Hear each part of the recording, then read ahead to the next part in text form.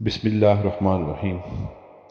مدینہ طیبہ یہاں پہ چونکہ یہود آباد تھے اور قریش مکہ کو معلوم تھا کہ مدینہ میں چند قبائل یہود کے آ کر آباد ہوئے ہیں، اور وہ یہ بھی جانتے تھے کہ یہود تورات کا علم جانتے ہیں اور ان کو نبی علیہ السلام کے متعلق ضرور کوئی خبر ہوگی، اور ان سے جا کے کچھ پوچھ کرتے ہیں اور پھر اس کے مطابق نبی علیہ السلام سے معاملات دریافت کریں گے۔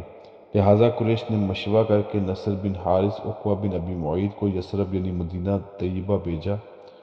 اس زمانے میں یثرب نام ہوتا تھا مدینہ طیبہ کا، تاکہ وہاں پہنچ کر علماء یہود سے آپ کے بارے میں دریافت کریں، کیونکہ علماء یہود انبیاء کے علوم سے واقفیت رکھتے تھے اور پیغمبروں کی علامتوں سے آگاہ اور باخبر تھے۔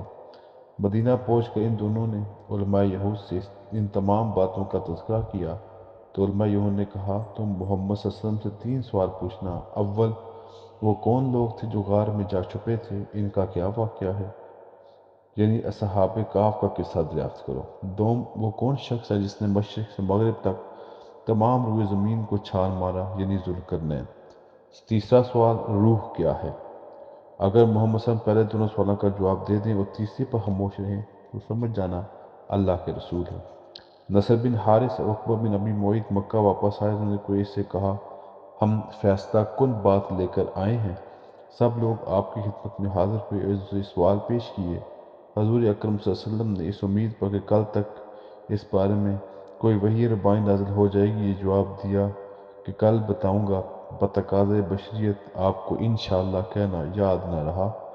چند روز کے انتظار کے بعد سورہ کہف کی آیات مبارکہ نازل ہوئی، جس میں اصحاب کہف اور ذوالقرنین کا قصہ تفصیل کے ساتھ بیان کیا گیا تھا۔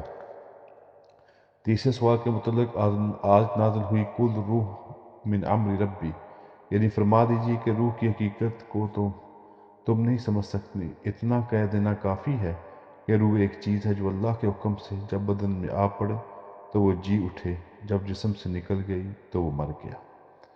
تو اس طرح سے نبی علیہ السلام نے یہود سے سیکھے ہوئے 3 سوالات کے بھی اللہ کے فضل و کرم سے جواب دے دیے، اللہ کی تائید و حمایت سے۔